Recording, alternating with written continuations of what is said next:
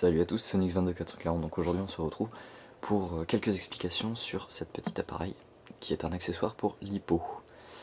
Donc voilà. Donc c'est un beeper de limite de charge. Enfin limite de charge, de fin de batterie en fait. Quand la batterie commence à être à plat. Pour éviter de foutre en l'air une lipo. Donc la lipo. Donc le chargeur de lipo, donc avec les petites prises. Donc prise pour petite fiche et pour grosse fiche, donc c'est la fiche blanche. Ne jamais recharger une lipo par cet embout là. Donc voilà, donc on branche notre lipo par ici, toc, donc ça se met en charge et puis voilà. Donc ça on n'en a plus besoin. Hop là. L'avantage des lipos, qu'est-ce que c'est? Donc les lipos c'est plus fin, plus petit et ça on en a souvent une plus grosse cadence avec une lipo qu'avec une batterie classique, enfin ça dépend. Ça j'ai à peu près la même cadence avec ces batteries là, ça c'est une 8.4 1400 mAh. Et ça c'est une 7.4 1100 mAh, 20C. Et j'ai à peu près les mêmes résultats que ce soit avec l'une ou avec l'autre.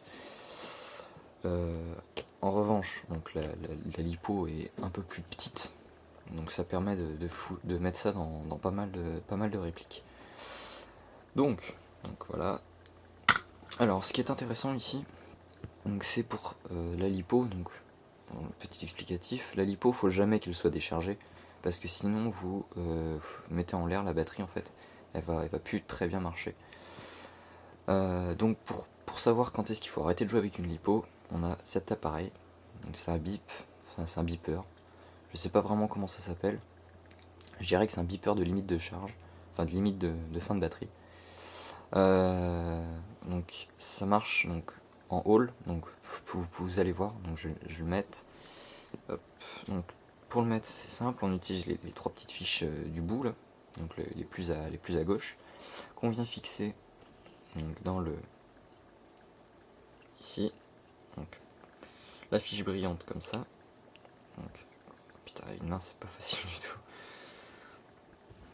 Hop, hop, j'espère qu'on va bien voir, voilà, donc les trois fiches avec le brillant, voilà. Donc là on a la charge totale, all, donc 8,6 volts, elle n'est pas chargée totale, normalement elle peut aller jusqu'à 8,4. Et après on a par cellule, donc all, voilà, on va refaire un tour. Cellule 1, on est à 4,13 volts, cellule 2, 4,13 volts aussi. Donc pour régler ce petit appareil, donc ça marche par cellule en fait. Quand on veut le régler, il y a un petit bouton au-dessus, et on va régler la limite en fait par cellule. Donc ce qui est conseillé c'est 3,6, entre 3,5 et 3,6. Certains mettent à 3,7.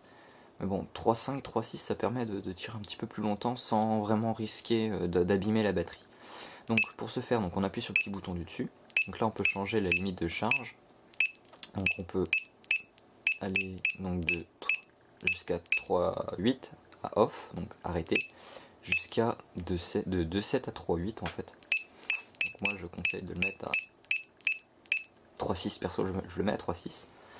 Donc voilà, rien de bien compliqué, donc c'est le petit bouton. Donc quand la batterie arrive vraiment en limite de charge, ça va faire le même bip quoi, mais beaucoup plus fort, donc vous risquez de l'entendre hein. En partie, ça c'est pas d'inquiétude, vous l'entendrez très fortement. Et bon, même si ça peut vous faire repérer, quitte à se faire repérer pour une partie plutôt que de niquer une batterie, c'est toujours plus avantageux, surtout que l'ensemble là ça coûte pas très cher.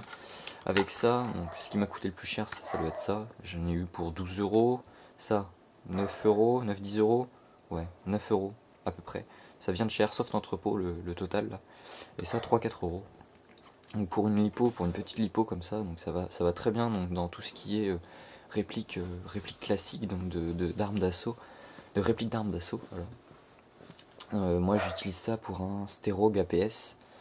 Je l'ai mis dans le FAMAS de mon frère, ça marche très bien.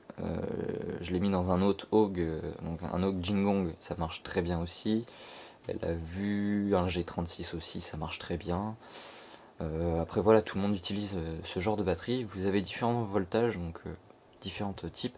Par contre, si vous utilisez par exemple les LiPo 11 volts, enfin 11.1 ou quelque chose comme ça, là vaut mieux changer tous les câblages, mettre des câblages un peu plus gros, renforcer un peu son moteur parce que sinon il va pas suivre.